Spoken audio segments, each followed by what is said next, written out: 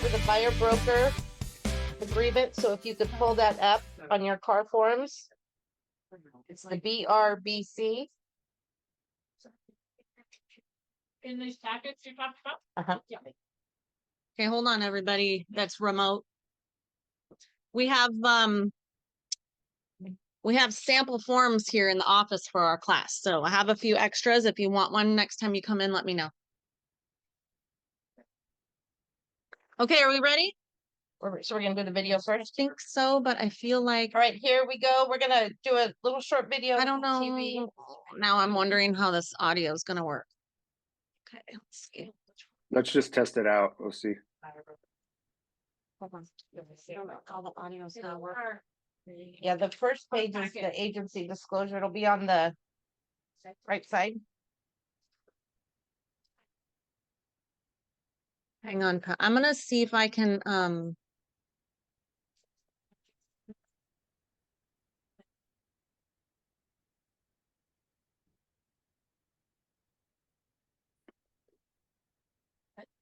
think if you hit play, and we'll just check to make sure the audio works on our end and on your end, and for I everybody know I'm joining trying to figure out how virtually. to do it on my side so that it comes through the TV instead of my computer. I can't. For everybody virtually, Jacqueline just shared the sample Uh-huh. BRBC form on how to our do it? chat. Thank you, Because I want Jacqueline. to play the video and I want it to be up here and not Thank you. down there, right? With my speaker or output. On the audio, on the bottom left corner of Zoom, you should see a I think down button here, that says right? mute. It says mute, and then there's a little up arrow next to it. And if you click that, Switch So the it'll let you output choose. is the TV, Perfect, that'll do it. right? Sorry, this is our first time doing all this. Bear with me. Patrick, talk. Hello. Talk. There we I am. go. Perfect. Okay, here we go. Video starting. Let me make sure we can hear it on our end. Okay, let's be the instructor for today's class. We're going to be learning all about the new CAR buyer representation form. So I want to start off with asking everybody, what do you think of when you hear the phrase buyer representation agreements, right? So this is what I hear in the field, what a lot of you think of. You're scared. You go, what's going on? Change the channel. Let me talk about something else. I don't want to hear anything about buyer representation agreement. Well, hopefully after today's program, those fears will be knocked down. They'll go away, and you will feel comfortable with them, and then be able to make your own informed decision on whether to use the buyer representation agreements. So what are these buyer representation agreements? Well, there's essentially 6 forms specifically devoted to buyer representation agreements. There's the buyer representation and broker compensation agreement, form BRBC. That form replaces the three existing buyer representation agreements that CAR used to have in its library. There's a buyer broker agreement exclusive, a buyer broker agreement non-exclusive, and a buyer broker agreement non-exclusive, not for compensation. All 3 of those forms have been replaced by the BRBC form. There's a cancellation of buyer representation agreement, COBR. There's a notice of broker involved properties. One that's not really devoted to buyer representation, but is going to have an impact on our discussion today, is in the residential purchase agreement, paragraph 3G3 and 18 do affect the buyer representation agreements. Then there's the seller payment to buyer's broker, SPBD, and the anticipated broker compensation disclosure. And to end it all off, bundled with the BRBC form is another standalone form, but bundled with the BRBC, and it's the buyer transactional advisor. So again, you look at these forms, these 6 forms, plus a couple of paragraphs in the RPA. To some people, it's spooky, right? But again, by the end of the day, I don't want you to think of a haunted house. I want you to think of a soul house. Okay. So everybody on the right side of your blue packet, you have the buyer broker agreements. Into the agency disclosures, the first page. Get through those, you'll get to the meat. Who's used a buyer rep agreement?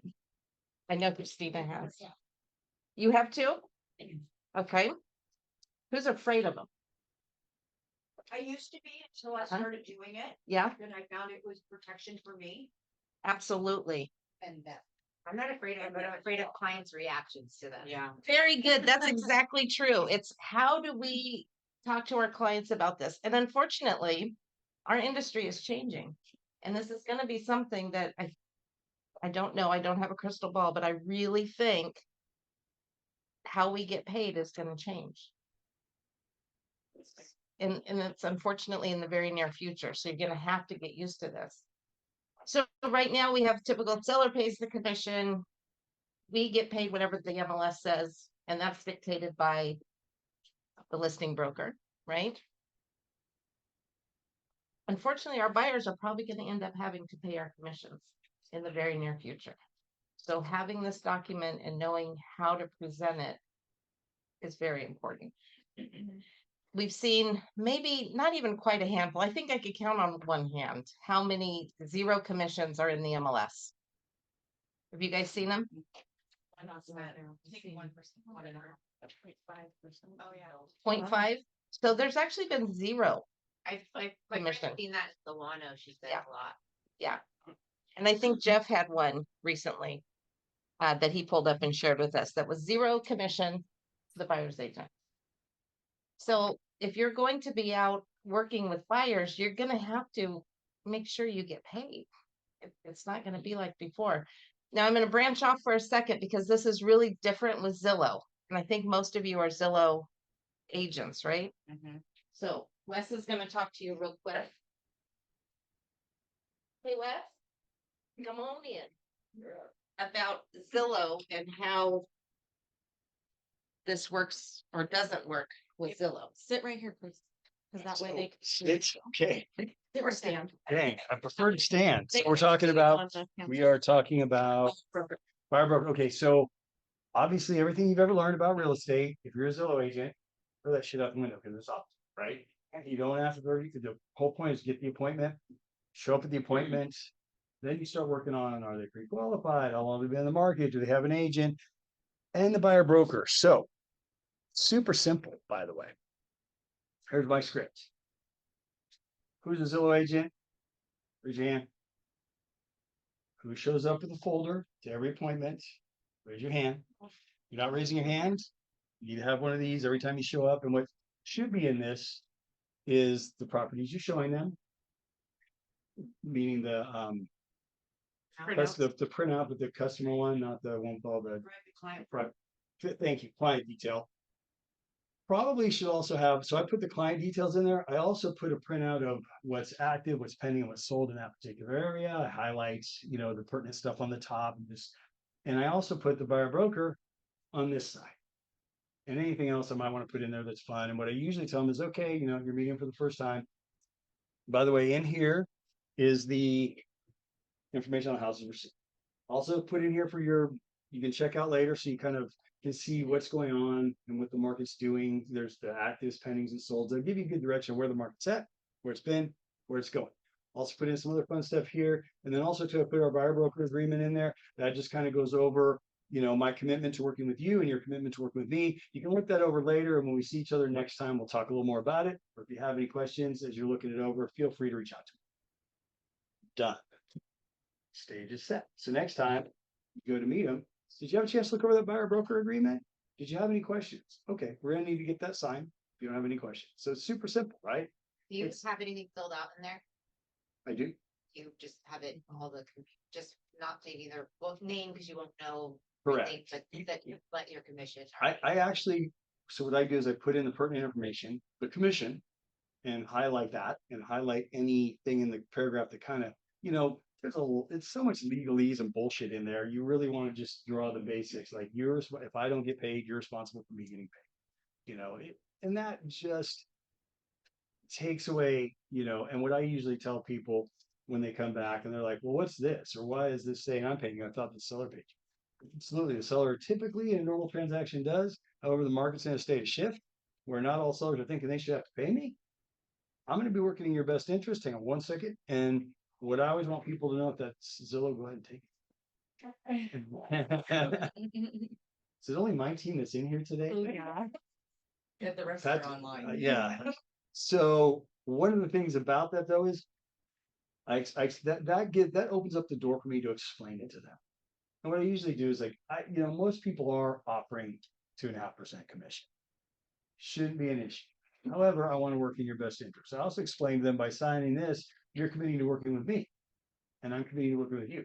And I'm only going to work with 5 people at a time. And right now I have 2 spots. Be one of those spots. And I do that to make sure that I provide you the best service, that I'm always available, and that you have my full undivided attention.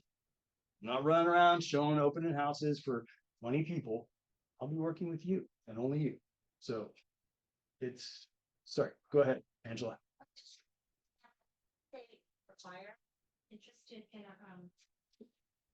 a property with 0% interest or 0 commission, then do we have to contact the lender to see if they would add the 2.5 to their loan? Not yet.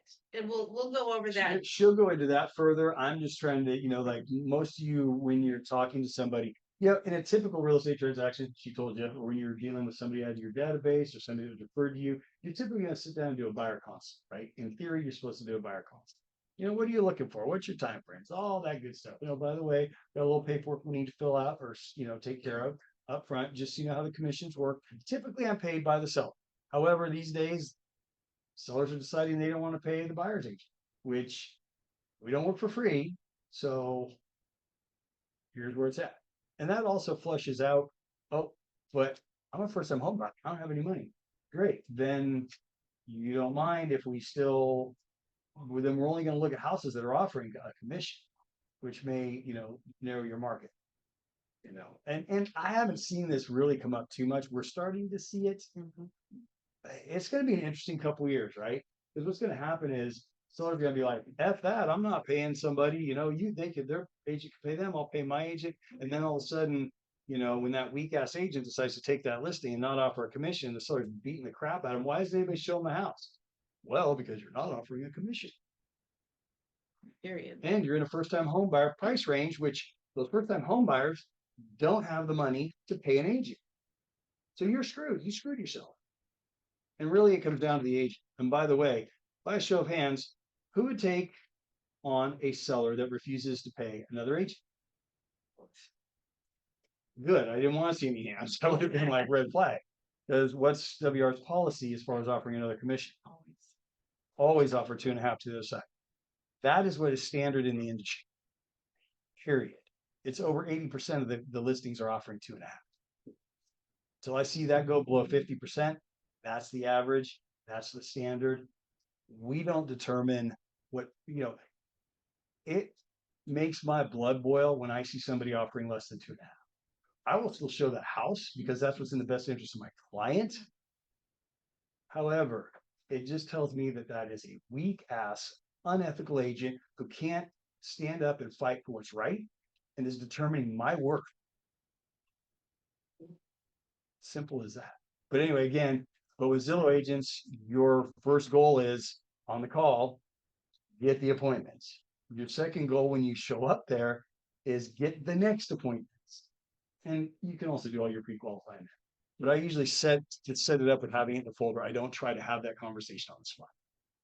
I really don't, because how many times is that buyer not going to show up again, right? I mean, funnel metrics, 10 calls, set 7 appointments, meet with 5 of them, meet again with 2 of them in a perfect funnel metrics world. Is that good enough? Yep. Okay. Thank you. Back to So this side that's so the they can difference between working with the Zillow. We don't ask for pre-approvals right out of the gate. Nope. And you don't ask for buyer broker right out of the gate. or if they have an agent by that. Okay, so that's the Zillow. Now we're gonna switch hats and we're gonna go to the non-Zillow agents. You want to make sure they're pre-approved before you take them out. You want to have a buyer broker agreement with them. And what was the third one? I just lost my whole train of thought. Well, just that. Those are questions we ask right out of the gate. Are you pre-approved? On Zillow, you don't do that. Okay. So from here on out, we're going to focus on the non-Zillow way of dealing with their clients. You want to play the video first? Didn't we already? There's a second one. Why use a buyer broker representation Oh, sure. agreement? I think it's only like a minute or two long. So why would you 6 want to minutes. use a buyer representation agreement? What are some of the advantages of doing so? And here we go. So one, and I think this has probably happened to everyone out there. Yeah. You've been taken advantage of by a buyer who used you to look at properties, to preview a specific property, and then went ahead and wrote an offer through another agent. And no one likes to be taken advantage of in our industry or any others for that matter. You want buyers to feel you are committed to them, and you want to feel that your buyer is committed to you. That's another reason to use a buyer representation agreement. In the event of our first bullet point, where you think you've been taken advantage of, and maybe you go through the procuring pause mechanism at your local board to try to get compensated, if that happens, and you have a assigned buyer representation agreement with a buyer, that is a weighted factor in a procuring cause dispute. So I'm going to pause it right there. I was a managing broker at Keller Williams for 6 years, 120 agents. Every day I would get asked, that was my client.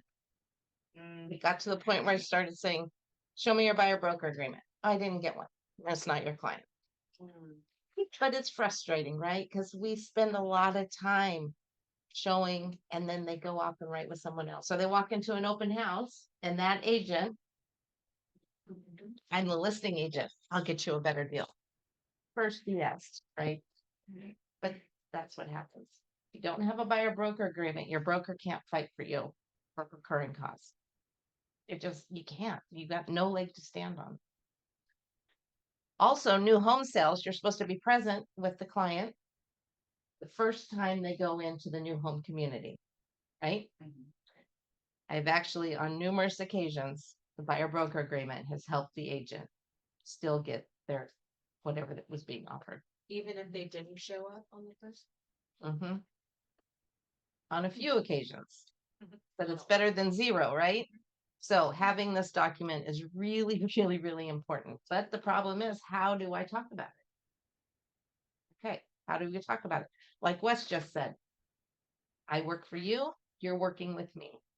You have to make that very clear to the client. Does that mean that they can walk away from this at any time? Sure. Can you fire them? Sure. And it happens. You do need to do that sometimes. But I think what we're going to see in the next couple of years is that zero commission where the buyer is now going to pay. So Angela, I think, asked about that's something that's being talked about right now, is including a commission in a buyer's loan. It's not a thing yet. It's going to be a thing. It has to be a thing. So yes, but it's not there yet, right? Right now, we know buyer credits are limited, especially first-time home buyers, things like that. That's all going to have to change, but nothing that we have any control over right now. 2.5 is a standard. I know my friend, sexy agent Christina, puts 3 on hers because that's how she rolls, right? As we all should. You're worth your 3%. But you got to, how do I talk to my client about this? Right now, The seller doesn't pay. Right now, yes, in the event. Yeah, and there was a lot of 2% on the market. Mhm. My fee is 2.5, and then the seller only offers 2%. We, the buyer, will then pay. 0.5%. They sign it. And they sign it. She's gotten it signed. It's a very simple thing to do, except for first-time home buyers. Not all first time home buyers are broke, so. Well, exactly, and they are, and that's okay. You just gotta go with that mentality. What I want you guys to get comfortable doing now is filling out this form. And just do the 2.5%, because most of the MLSs are offering 2.5%. This is going to be a real benefit for you in 6 months, a year, 2 years, when our industry changes. You're not going to be the one sitting there not understanding how to work. Other agents are. So get comfortable with this now. Do the 2.5%. That's pretty much the standard. And okay, so if we're all on the first page, get rid of the agency disclosure and the wire fraud and all those ones that came up first. Then go to the first page of the BRBC. I know, they do. I came in late. Oh, yeah, yeah.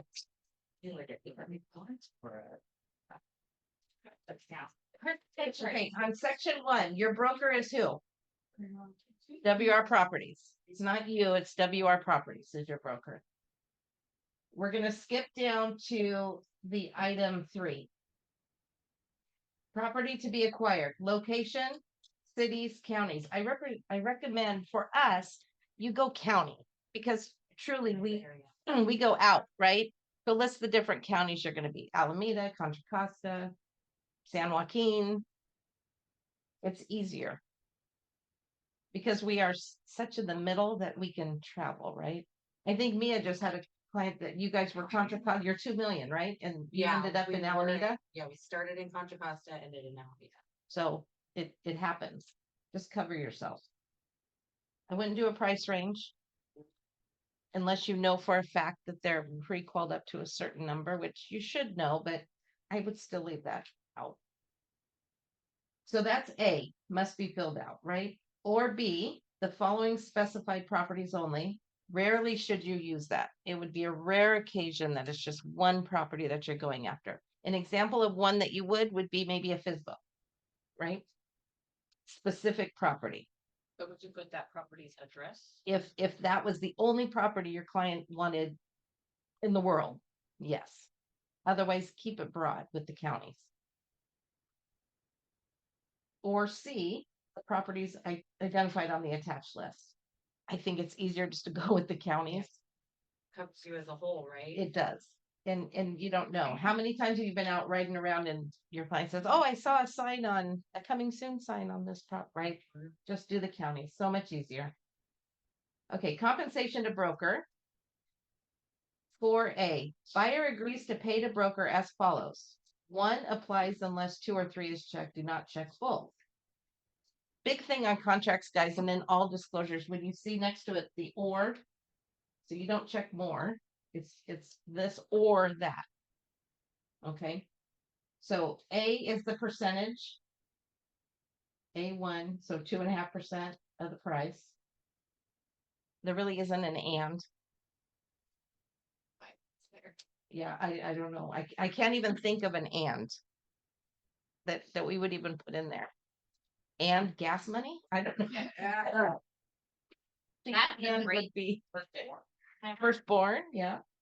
Okay, so it's 1 or 2 specific dollar amount. Well, we don't do flat fee, so you wouldn't use that. Or 3 pursuant to the compensation schedule attached. I have a question. Mhm.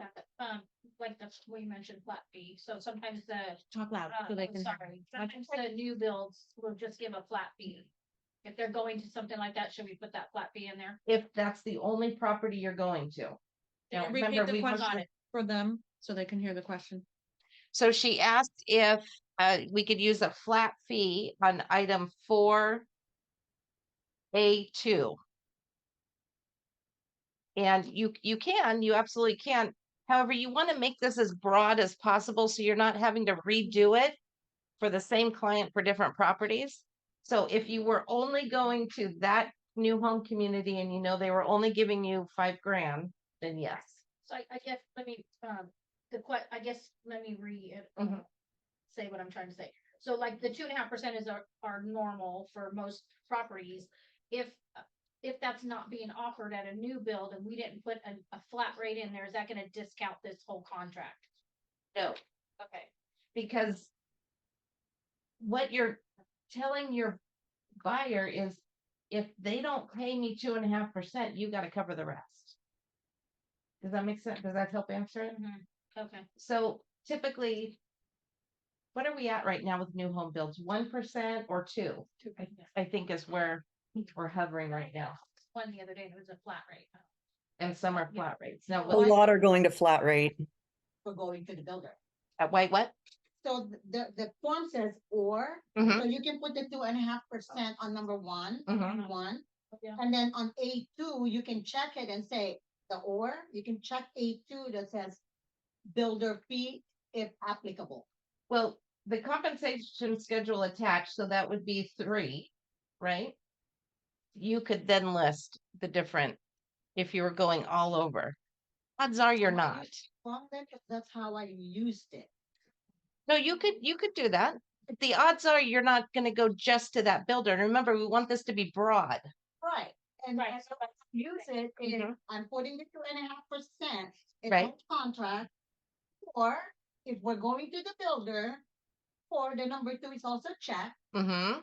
builder fee if applicable. So this still states all county, all Mhm. 2.5%, or if we go to the builder, that will be applicable. So I can use it forever and ever. It allows you to type letters in there. You said you put builder fee if applicable, but I don't think it allows you to type words in there. It's only numbers as far You as Oh, you mean the dollar amount? dollar amount. Yeah. Oh, Okay. no, I fill it out. Oh, you hand do it? Yeah, Okay. handwritten. This is the pen and paper. The old school way. The reason why I was doing it, and I think you Uh-huh. saw that, because I wanted to, use this form. And it's not gonna allow me to do the money, because I don't know what the builder will pay, Right. like she said, so I put or builder fee if applicable. Because if I'm taking her to the builder, then that Or is they the one. run we're off gonna on be their paying. own. So absolutely, but let's get back.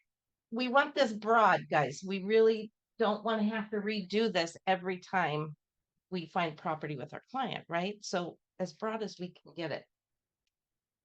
So does that mean Mhm. if you put 2.5% Mhm. and you decide that you've gone to a builder and they're only gonna pay a flat fee, then we're gonna get the difference from. You're telling the buyer that the buyer has to pay the difference, yeah, Unless you redo it. unless you redo a new form, yeah. So this way Or you're if you covered. put it on the additional form, like you said, you mark number 3 and then you put it on there. Yeah, How do you collect that? Title and escrow. title and escrow, yeah. So instead of their earnest money deposit and closing costs, that's included as part of their closing costs, right? They got to come up with that extra money, which is why this is going to be really difficult for buyers in the near future. So if we have a buyer, that's wanting to negotiate this, Absolutely, we're okay to do that. absolutely. I think the first thing it says on there in bold is maybe negotiable. Number 3 is which form, the anticipated broker or your own form, right? Your own form. Oh, your own form, Mhm. okay. Or the ABCD, it's called Anticipated Broker Compensation Okay. Disclosure. We have a question in the chat. Jack was asking, can we get the buyer to sign the BRBC without all the advisories to make it more digestible, or is it not valid to them? It would not be valid. They have to sign agency. So that's the first form that's on there. Then the next one's the wire fraud, I think, which they sign 1,000,000 times throughout a transaction anyway, because it's huge. The buyer transaction advisory should be signed by them. Investigation advisory is just telling them about the investigations they should have. And all of those are in the RPA too. So it is very, I don't understand why CAR does this to us, but it makes it harder, right? All of those are in an RPA. Correct. But they also want them with the buyer broker so that the buyer consumer is fully aware. And that's the purpose of it. So yes. And then Brittany is asking, can we select 1 and 3 to be safe? 1 and 3. In section 4, If you're- 1 is a percentage and 3, if you attach the form, you would have to attach the ABCD form. When you say your own forms, you need an addendum or? You just could type it up and attach it. Okay. So again, it's gonna be specific to different properties, maybe FSBOs would affect that. Yeah. So yes, but you have to do the ABCD form. Which is also in the packet. We just haven't got to it yet. Stupid. Okay. I know it's gonna be Mhm. it's gonna be a lot. That's why the lending institutions have to come into play with getting it approved for buyers to finance. It's gonna be wild, yeah. And then are you? Gonna- If you're gonna go over this already, sorry for That's- asking ahead of time, but when you're doing a listing, Mm-hmm. do you want us to go over anything differently with the seller? So has anybody had a seller Inform them ask you about yet? this or not? Hell no. Yeah. I'm just checking. No, but I mean, I always make it clear that what I'm paying the other side and that this amount Yeah. is for both sides. So I think we need to do that. for Right, sure, 'cause that's which you what the always do. lawsuit Is there, but yeah, But here's what you say, like Wes said, standing up here. Mr. Seller says, I don't want to pay yeah. buyer's commission. Then your house isn't going to get shown because it's truly not. Right. Right? Would That that be becomes considered part of our steering them away? See, that's part of the lawsuits that are happening Yeah. right now is that's the question. Well, isn't that steering? If a buyer's agent Well, like, doesn't it show a depends on how property. you tell 'em. Like if you How just do you say, prove hey, it? well, you could do Mhm. that, but this might be what's gonna happen. So if I It's show not you like the steering zero them, property, letting 'em know the consequences of doing it. that's why this is important, guys, because if they want to see a home that's offering 0 commission, and you have this, you tell that buyer, They're probably not gonna wanna see it either if they have to pay. so is that Yeah, steering? so- No, No, yeah, you're giving them the info and they're Educating. deciding, yeah. I had that exactly. happen in October, November, and I didn't wanna not take them to see it. So I Right. Took them to see it, and I was just like, just in this case scenario, if you do get this property, I'm not gonna get paid, and they're like, why? And like, they have it right here, it says that I'm not gonna get paid, and so unless you wanna pay me separately, I'm kind of secretly hoping you don't decide to go right off on this one, and I've known them for a while, so I was like, I just secretly hope you don't really want this one. And cause it's just being honest. And It's he's being like, I honest. don't wanna do that. That's how we avoid the steering, right? I That's think where this is just this. gonna cause so many more lawsuits because there's gonna be so many people that just go to work with the listing agent Uh-huh. and then they're gonna feel like weren't, sort of looking for fairly represented on both sides, Yep. and it's just gonna cause so many problems. Because dual agency already is an issue with a lot of Right. people, right? But all this is doing is creating the need. Yeah. But then there is really no advantage to the listing agent to represent both sides because she's not getting paid for the Yeah. bottom line. True. Well, So, how do you know? How do you know? Did she take the Yeah, listing the at 5 or listing- 6%? Yeah, could say We the, don't know. the additional clause could be written in that listing agreement. If I Yeah. procure the buyer, then I'll get, Yeah, the We way don't I know. tell it to clients is, I'm not saying I'd never double end a property, but I just tell them it's kind of like hiring the same lawyer that the person you're going against is hiring. Like it's pretty hard to be fair. Yeah. So that's another question that's gonna be, there's so many layers line, to yeah. this, right? Do you That know they what can't is even, defending the other side. Probably Probably not. they have, the Department of Justice hasn't even weighed in on any of the settlements that Collateral are in damage that's place gonna right happen. now, which makes all of this kind of Gonna a make moot it all point. worse. But it is still something that we're gonna have to face really, really soon. So having this agreement, a lot of this, guys, it looks scary. It's legalese. You don't use most of this in here.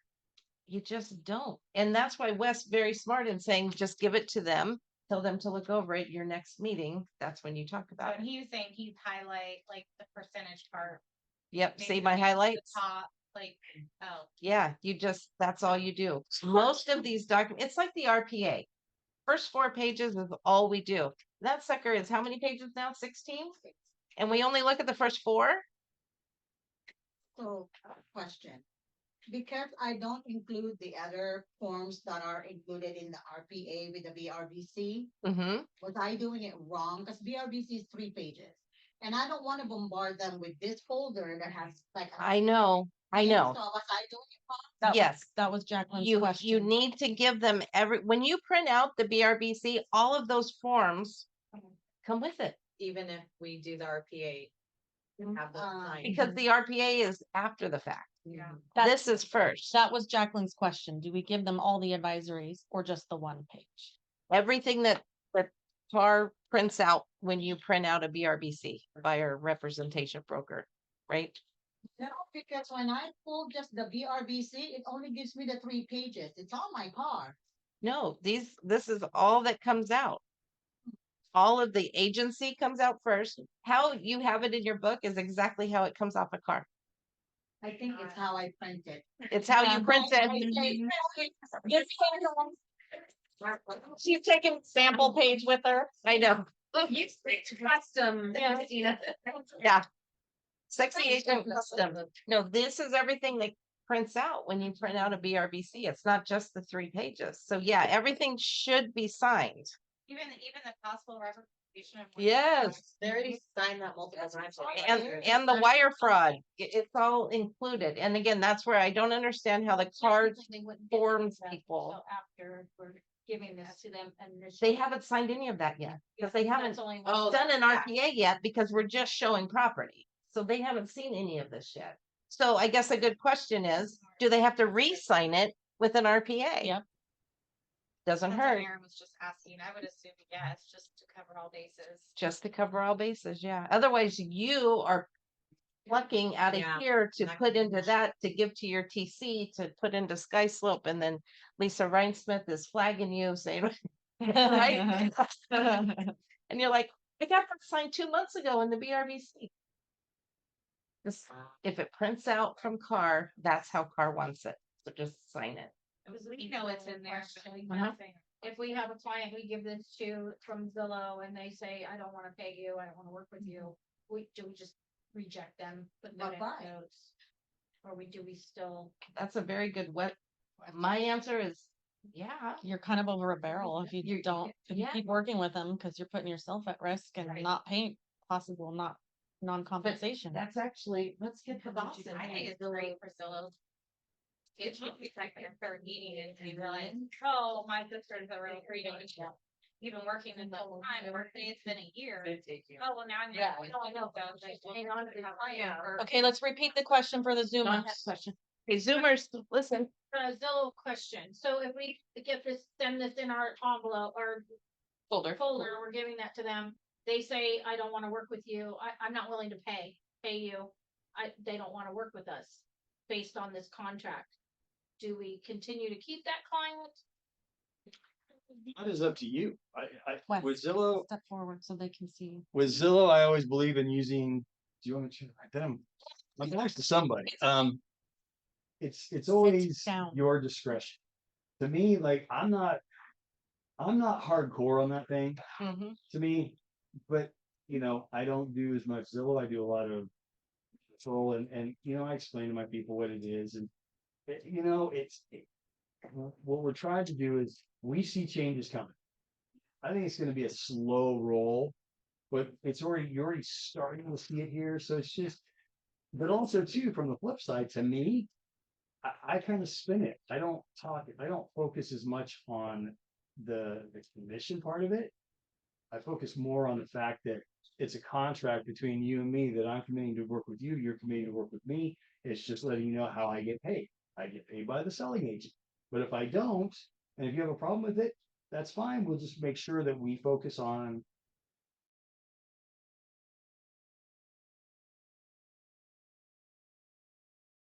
So really, however, it also gives you the ability, because what's the one thing we all hate in Zillow? Ghosting, having to do all the damn updates, not knowing where they're at. I'd almost rather remember, well, metrics. 1 out of 10. If it gets me that 1 out of 10 quicker, fuck yeah. I mean, like, really, like, I want the one serious one. I don't, so to me, Well, I'm just asking, can we just reject them? Cause a lot of times, like, we have a client that says they want our commission, I want some of your commission in order to work the. You know what? That's I gonna heard go your away. furniture, I had that I- one. I'm like, wait a minute. No, I don't do that. Well, I'm if they gonna- ask for your commission, you can. No, he didn't ask for that. He said, no problem, we'll just focus on houses that pay Right. commission. That's my opinion. Like I'm a solution oriented person, right? I'm not going to say, okay, well, you won't, then I'm out. However, it's something to start creating a habit, and kind of like Patrick says, why would you throw them in reject right away? Heck, I'd keep them in nurture and drip on them and still, but I wouldn't. I personally, again, sometimes what I tell you isn't necessarily the right way or the way you should do it. It's just the way I do it. I also do it a certain. I'm always going to tell you what is a best practice and what my practice is. My practice is also 26 years of experience behind me. So I tend to maybe do things different. I'm wondering if Dawn's asking, are we gonna get penalized for rejecting someone quickly? Mhm. She's the Yeah. one to get Mhm. judged for. But again, rejecting I wouldn't someone reject. quickly. Well, you know what? Here's the thing. Make good notes, I guess. You don't want to get penalized. You just get really good at converting. Then like, who cares if you're rejecting half? I mean, Zillow basically says they don't want to see more than 20% reject. Just so you guys know, most of you probably didn't even know that. They just really don't want to see 20. They don't want you automatically going to reject. Take them in nurture. You never know what's going to happen. What's your name, Bridget? Nurture some is a people great do. spot because It is. life changes for everybody, right? And they might say today, I'm not gonna pay that. But then they realize how difficult it is. And if you're still nurturing them, they come back to you. Right. What I'd like you to all remember, think of it as you're just opening up dialogue. It's just a conversation. That is not a hard line necessarily. And if they ask a question, where do you take that question? Oh, well, that just that's, I believe, here's how you can spin it. I believe in transparency. I want you to know that typically that's usually what's being offered on the other side and usually what I make, so that we're very clear about that. And it also lets you know that I'm committing to you and you're committing to me. And by the way, just, so there has been some shifts in the market and there's some asshole sellers out there that don't want to pay. So it just says, if you want me to show you those homes, you agree to pay me. There you go. Real simple. If you decide you want to see that home, it just means you're going to have to pay me if you want me to show it to you. Simple as that. Very non-confrontational. Mhm. Thank you. It's a conversation, nothing more. It should not be it should not be confrontational at all. So it's really on just it's spin. And if it's like picking up the phone. Y'all don't have a problem with the fact knowing you're recorded, knowing that I could listen to it, Patrick could, and that Zillow does listen to them. But you're just having a conversation. Is that something, if it was a Zillow buyer and they're not trying, they say, oh, we're not gonna be ready for 6 months to a year, would you advise saying, once you're ready to go, I included this in your folder, once you're ready to go, this is something that my office requires I have signed prior to working with buyers? Whatever you're comfortable with. I personally would just let it go till they're actively ready. in. Yeah, till they're ready. I mean, personally, me, why pick a potential fight that doesn't need to be had yet, if that makes sense. Because you might turn them off because you're pushing too hard on one thing when they just told you. I'm saying if you're giving to them that at their first meeting, you're Yeah, gonna you tell can give them it to 'em. that's That's something. okay. I just ignore that. Yeah, but I mean, it's You just don't say that needs to be signed once you're ready, you just put it in there. Just put it in there. I don't say anything. I just say, okay, great. Well, we give, and I just focus more on the fact that they're 6 months out. Great. I'll be sending you stuff in the meantime, keeping in touch, and blah, blah, blah. And then when they want to get back out again and they say, I think we're ready, or they say, hey, will you show us property? I'd still go out again and get the temperature of them. I don't feel a need to make sure I get it signed right away. Because again, it's just something I want to make sure, me personally. And I think a best practice is just being used to having it in the folder, getting used to being able to have a conversation about it. We're not there yet. It's more for your protection. And by the way, if somebody was offering 2% and you want to buy that house, and am I going to say, well, I'm only getting 2%, you owe me 0.5%? No, I'm really not. Because to me, it's about the client getting what they want. It's not about what I'm getting paid. Never has been to me, but again, in the marketplace, there's lots of choices. So I'm going to show you the best houses. And if there's 10 houses that fit your criteria, and I know that I'm certainly not going to show somebody 10 houses at one time. I'm going to show them the best 3, maybe 5 if I really feel like stretching it. And I really think I'm going to be able to close them. What's the first thing I look at? If on a scale of 1 to 10, 10 being easy, 1 being a pain in my ass, and I have 10 houses that are all pretty much like for like, I'm going to take and pick the 3 to 5 ones that are the easiest to show first. They're not going to be a pain in my butt. Like I don't have to 2-hour, dog, you got to put them away and this and that. They get the stage, love it, because I have a lot more flexibility in that. And then and if I've got 7 of those, I still want to narrow it down. I will look at second. I'll actually look at who's the agent, who do I want to work with. Then last, I'll probably look at the commission. I really try to look at that last, but I will look at it. I mean, I actually forget to look at it all the time. that's a good. I mean, that to me, that's what makes a great agent. It's someone who's not looking at the commission and doesn't care. In contract, and then I'll go, oh, I probably should have looked. I did. That's, Yeah. Super simple. Well, now I have to because we're seeing those zeros, so you're Yeah. gonna have. I I've got plenty of 2%ers, but zeros. It's the, I- this is for the zeros, guys, Yeah. not the 2%ers. I now look where I never used to either, but I've seen a couple of those zeros and it's like, 'Cause you're oh used to heck it no. usually being at least 2, right? But I am not sorry. I will not show somebody who's not offering a commission. And by the way, the next thing I look at is who's the agent. You better hope you never send me an offer on any of my properties because F you. The more I experience have you no get, respect. You get the list of agents in your head that you know. Oh, I already have one. Nope. If you've been in it long enough, we all have a list in our head of agents we do not want to work with, and we hope never see an offer come across. Or again, that's why I said, if I have choices for houses, I do look to see who the agents are. Because I know there's certain agents I do not want to support. I know quite a few of them, like Angela Pena, not to mention names, that like I will not. I don't want to show her homes or do a deal with her. It's recorded. Hi, Angela. So Jacqueline's asking, curious if any flex agents have already incorporated this into their practice. What has their experience been with conversion? I have no problem. Anyway, but I didn't get it back. Speak louder so I they can sent hear. it out, but I didn't get it back. Christina has no They problem. find it, Uh-huh. Right? And by the way, I didn't use it the second time, like when I was teaching us to just hand it to them at home. I go over, but only the 3 pages, so I was Right. doing it wrong. Yeah, No, only you're the not doing it wrong. Doing it. You're doing it.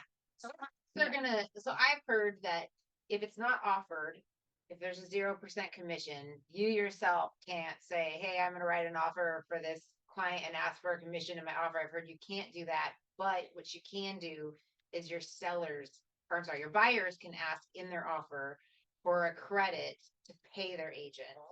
That's Well, what I've heard, which So there's a whole section in the RPA about commission. And the BRBC, it's in the RPA. That'll be our next class. That'll be the next one we talk about. so can you do what I Associate said? with an agent Okay. and Yes, you have can. him kick in So- some commission in order. But do you think that some Make it sellers deal. are hoping, they're like, oh, let's put 0 and then see what happens? Cause that's probably what they're doing. Well, that's Mhm. bad Which is advice, annoying but and maybe. a pain So in the on the butt, left side but- of your folder, you'll see a CBC form, There we go. Cooperating Broker Commission Agreement. I put a copy in there for you guys just to look at. That is a form you would use With your offer. with your offer. So technically you can kind of ask for it. You can. Okay, somebody told me it was illegal. Well, you can't put anything in the offer itself. Like you can't write in the other section about your commission. No, you No. can't do that. But that's why there's the CBC form. So I wanted to make sure you guys There's are a aware of way that. that you can make sure it's Fill not out the like form. this goes with this. You Well, can't in the without that. addenda, you check Okay. the box and it puts CBC. So now it's incorporated. It becomes part of the Yeah. contract, but you're not asked, but you're right. You cannot in the contract state, I want my commission to be No, whatever. right now. It's on the Mhm. CPC form, you can also check, modify the MLS from 0 to, you can Yes. put that there. So that's why I gave you all a copy of the CBC form so you can check it out. there is a way to modify what the MLS says. There's a By the box for way, it. you guys need to give her a hand because I guarantee you, like, give her a hand, seriously. Like, there's no other brokerages that are teaching their agents this stuff. And that's about, like, this is not as big of a problem as people think it is. But if you got your head in the sand, it's a big problem. If someone's not teaching you these forms and how to properly use them in conjunction with each other, it's a problem.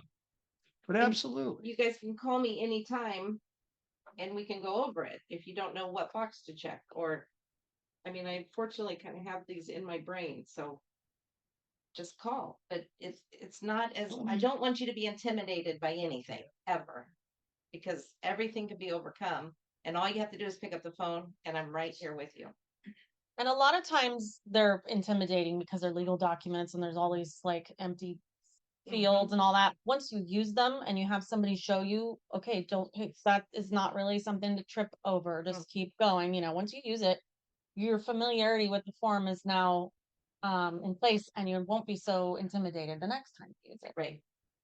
Patrick is saying this is why it is extremely important to share and show your value to your leads, protecting their best interests and negotiating on their behalf for the home, the price, the terms, inspections, repairs, etc., rather than working directly with the seller or the seller's agent. And remind everybody this is constantly evolving. Answers may not be set in stone today. And I'll have a different answer for you if you're representing the buyer than if you're representing the seller, because that's how the gray line works, right? There's lots of gray. So did that answer your question, Dawn? Yeah. Okay. Thanks for that. Discretion, whatever what you feel is best. But if you find yourself starting to reject a lot of people, please be having a conversation with myself with Patrick, because we do see that, and well, Zillow sees that. And remember, we get coached. They see everything. They talk to us about everything. I was just asking because I've lost clients that have asked for my commission and then they're like, I've said no, and then they're like. Yeah, I'm a hard line on that. I don't think you should be giving your commission. I'm gonna find another agent. Yep. Somebody else said they would give me their commission. I'm like, okay. Well, there. That's your Kidding me? They value. would do that? Wow. And the biggest person in your life, they're going to negotiate with their own commission, but you want them to negotiate for you? I don't know. Yep. Let me know how that works out for you. That's what I say to sellers who want to reduce their commission, right? If I can't earn my commission with you as a seller, how do you trust me to negotiate on your offer that comes in? How does that work? I've said that before. Yeah. That's how- And they think about it and they're like, oh, okay. Yeah.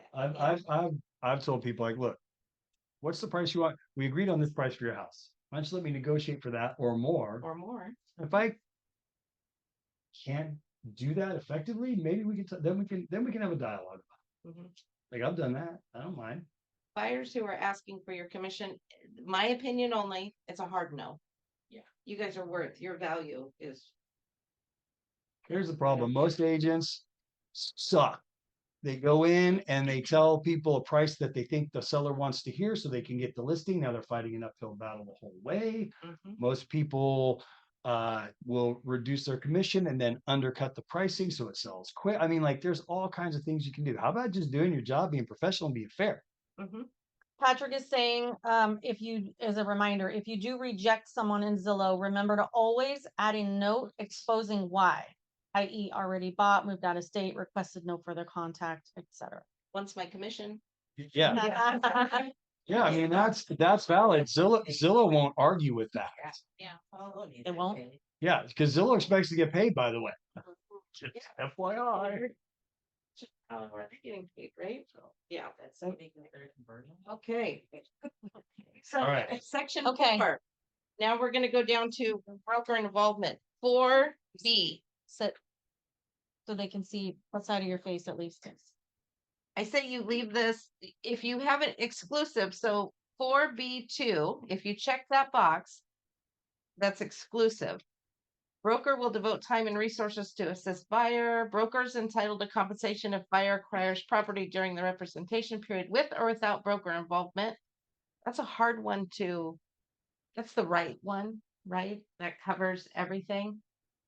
But that's a harder sell than leaving it just 4B1, the non-exclusive, which means if you show the property, you're entitled to your procuring cause. If you don't, you're not. Right? Does that make sense? 4B2 is saying you're getting paid no matter what they buy. That's a harder sell, right? So, Or B1, they can work with another agent. well, they could, Yeah. because they're going to anyway. Right. What this says is if you show them property A and they buy it with another agent, that's You're your entitled. procuring cause, right? So if we were to check. But if it's a different property, you wouldn't get paid. If you didn't show it, Right. no It's broker only what you involvement. show. Like if I've Right. been out and I've shown 5 houses to this Uh-huh. client, and then they happen to go out on a Saturday and go into an open house, and that's the one that they want. Then nothing. And rather than a check. If you have 2 checked, you could still fight for your, and again, it's still a fight. You're not automatically going to get paid, but But it's more, it ensures that they mhm, can only be working with you as the Right. agent, or it should be. so on mine, I have 2 checked. But again, it's how Oh, yeah. comfortable are you explaining that to your buyer? And again, this has to be your comfort zone, right? You're the one explaining it. I can't always be there to explain it for you. I am happy to be there with you if you're not sure. As long as you give me time, I'm happy to be there with you. You have to hold your hand. That's okay. Oh, I thought you were raising your hand. No, Next Wednesday, 3 o'clock. Okay, C will leave, broker right to compensation. So if you have a list of properties you've shown a client, you need to, and then they cancel this agreement, right? But you've already shown them 5 properties. You need to give them a list of those 5 properties. If they buy one of those 5 properties, you're entitled to your commission. So this whole section E explains that. I put 90 calendar days, not 30, not 60. People usually are okay waiting that time period to close an escrow. 3 months, people typically won't wait. So you show them a property, the listing agent gets a hold of them, convinces them to write with them because they're going to give them a better deal. But you've already showed the property. This does happen, guys, unfortunately.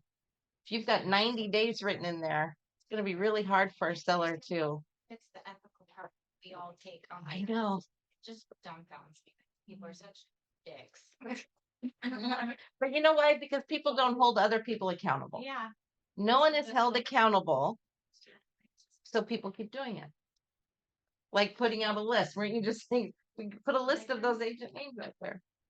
But then it's slander and blah blah. And we live in California and you can sue for Right. anything. So And- okay, the rest of this, guys, is a lot of that legalese. It's just the way it is. So I can't see. So what about the top part, Lisa? For number 1, how many days would you put on that part? Oh, From the beginning to an end of your agreement? it's going to depend on the client, right, and what they're looking for, but typically no less than 6 months. A lot of factors, the client and their situation, which is different, the market, which makes a difference. So you got to take those into account, but truly, guys, no less than 6 months. Okay. Do a year. For the whole period, you're saying? Yeah. Well, if you go to number 7, it says that their buyer obligation is that they select a home in a timely fashion. Well, we all have those. Hello, people. Years later. Expectation. Right. Time everybody running out. Different for me. and then this will help Jacqueline. How can they see me? Look, Oh, I can see you. so Jacqueline, if you go to page 3 of the BRBC, section 10, the advisories, pre-checked are the forms that are included when you print this out. So, what? Christina. Oh, and Christina. They're all. She said, shh. No, like this all changes to. I know. Okay, so that, any other questions? I do. Yes, ma'am. On page 1, area 1, where the beginning date and ending date, is that where you said you put the 6 months? I would say a year, minimum 6 months, Okay. but it's going to depend on the buyer and their situation and the market, If you right? write days, they make it look so much more dramatic. I know. right? so much, so they- dramatic. 182.5 days. 365 days later. Yeah, but truly, guys, if you're going to devote your time, you don't get paid until you close, right? So make it a year. Any other questions? Wes was saying, it's like a lot of this is just opening up that conversation Yeah. for us to educate these buyers, because they have no idea who gets paid and how they get paid. Exactly. The And, you know, consumer I even doesn't had- know. Like, the lender's not getting paid, title escrow, no one is getting paid unless we sign that document, sign it. Until who we I'm talking close about. escrow. Yeah. Yeah, and the consumer doesn't understand that. And that's what's making our lives a little bit more difficult, is because DRE, and rightfully so, consumers should be educated. But they treat the consumer like they're idiots. And that's why we have 16 pages of an RPA. Well, I'm not gonna argue there. So I think it's just 'cause they're Most sweet. people are I think kind of some people dumb. be too happy, really. Hill, When you and don't that know, you tr- don't know. yeah. If you're not exposed to this on the regular, you're not gonna understand how it works. So they have to initial the bottom of each page, just like an RPA. There's also a mediation section, which is very important for you guys to read. You don't necessarily have to go over that in depth with your client, but it'll help you understand how the process works. If there's an issue, it has to go through mediation. So it's not just a guaranteed you're gonna get paid. It could be if the other broker and the seller realize that that you're due that money, but typically I haven't had that happen. Okay, these are just the fire investigation advisory. Lets them know that again, that's another CYA, lets them know they need to confirm square footage. Sorry. That's okay. Different kinds of inspections they can have. The Consumer Privacy Act, that's just, again, another lawsuit. Everybody needs to sign that a million trillion times in a transaction. I think the wire fraud was in here also. Yeah. Fair housing. Again, that's why we have all these. Possible representation of more than one buyer or seller. Oh yeah, wire fraud, that's there too. It's a lot of pages. It is a lot, but you're right. It's really just the three. We just want the 3 page. We really just want the three, but the law says we have to have 12 or however many we have here. Focus on the three. Does anybody have any questions about any of the? Will I get in trouble if I still focus only on the 3? No. No. Very valid, so you think you're. Because they would be signing it once we do the RPA, so. Well, except for And the contract, which is what they're signing, has pre-checked that these other disclosures are included. And if you don't give them to sign, right? Well, I mean, you could probably print out the section you want to print out and then tell them there's additional forms that you didn't want to overwhelm them with. When you send them digitally to look them over. You know what I mean? And then I really want you guys to look at the CBC. I gave you a copy in that folder. Just like Rena was saying, can I change it in an offer? Yes, you absolutely can, but it has to be on this form, not in the offer. You attach this like girl. Yes. Yeah. And then on the 4th or 5th page, there's a section that says other addenda. You use it, the CBC. Pretty broker. It was on the left side. So in other, is that where you would notate new construction? You could, yes. Okay. Mhm. But you said page 4. There's only 2 pages. Like, So that's how it works. Page 4 yeah, and then on page 4. of the RPA. Oh. Under the section that says addenda or other addenda, I think it says you would have to check the box that says other and write CBC. That's how you incorporate it into the purchase. Can you go over the wording you think would be best? Would you just put something like in new construction sales, the price the builder is offering would apply to, like, how would you word that? So they understand they don't have to pay the difference if a builder is doing a 10,000 flat fee. Well, if you're not going to make them pay a difference, then you wouldn't have to word that anyway. But Well, this form you is need to tell them, like, if if the builder's only offering this, I'm not gonna require you to pay the 2.5 that's stated in our agreement. That's basically what I'm trying to accomplish with. Oh, that. I see what you're Adam saying. has a comment. Adam has a comment. Yeah, they'll have you sign like a totally different thing at the new home builders, totally Right. different, your fee agreement and all of that stuff will be Mhm. signed, so then that will be the precedent. If you don't want them to, Pay the pay the difference. difference, then they won't, because this document's already saying that they're. Right, paying I'm that. just saying, shouldn't we be putting that in here? Because otherwise, if I don't put that in Well, here, like- they're entitled to pay me the difference based on this. Well, depending on what you've checked. That's why Christina puts it, adds it in there as the. Mhm. So I wanted to put in here something like other, like in the event of new construction, my compensation will only be what the builder is offering.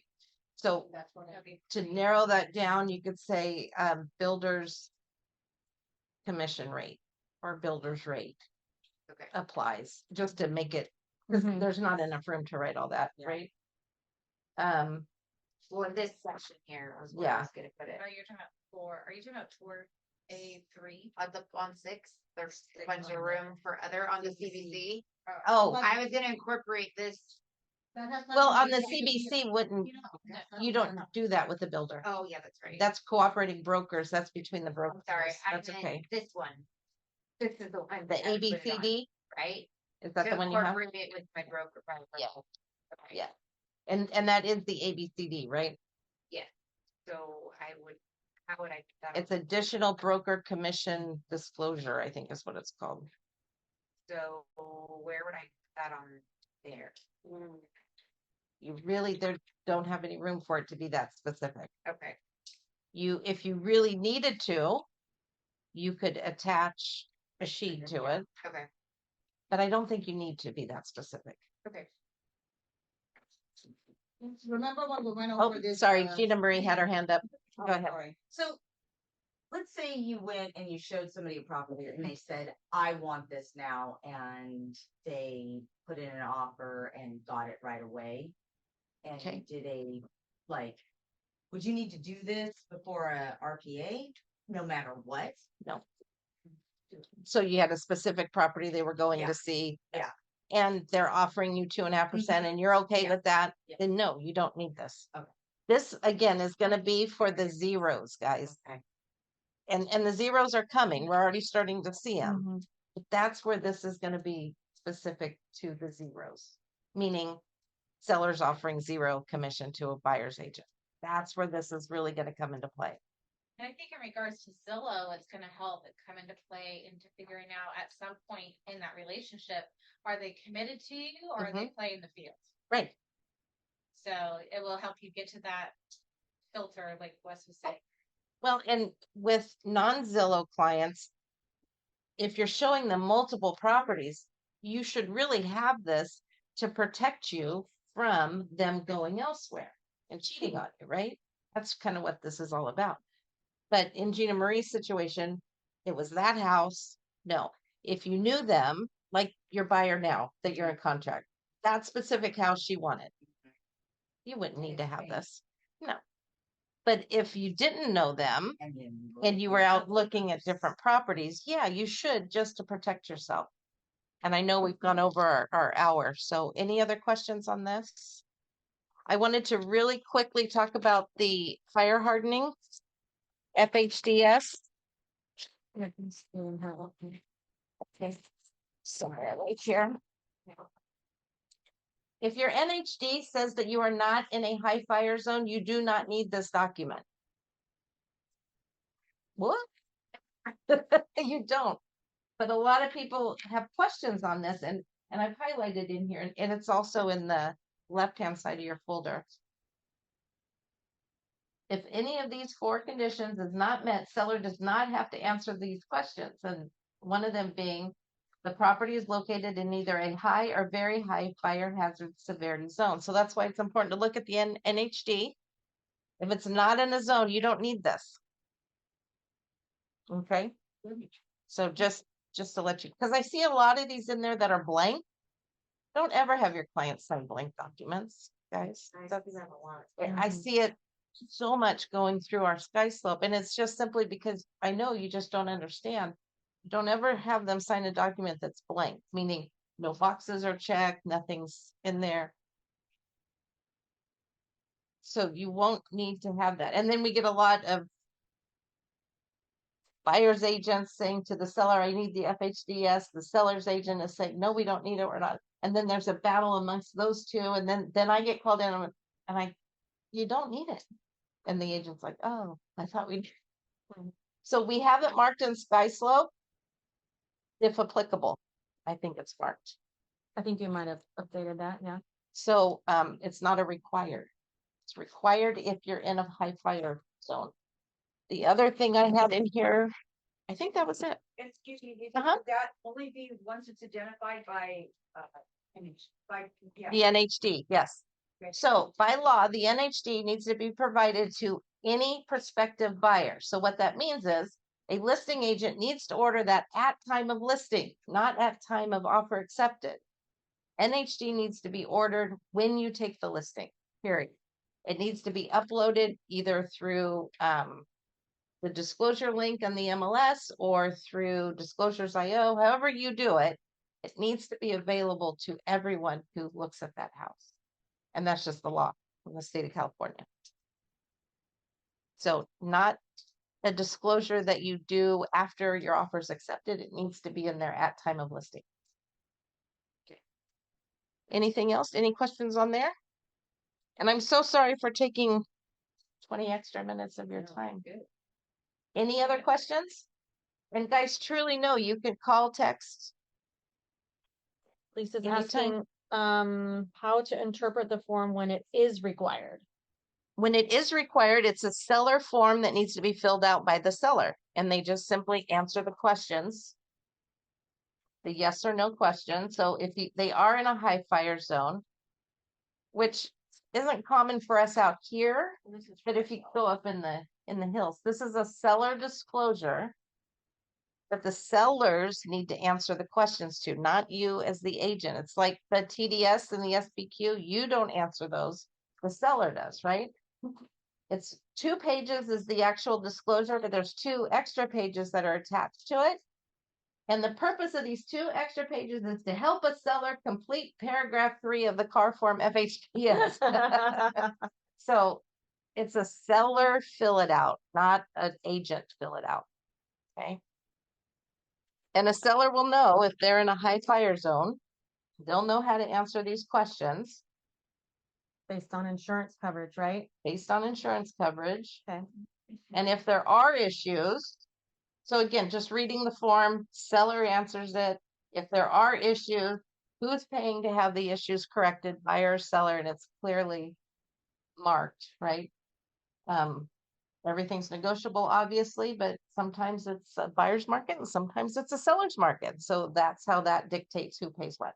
So if you have any deals coming or in play that this is an issue, come to Lisa now and she can help you advise how to get the form properly filled out. The NHD is really, really important.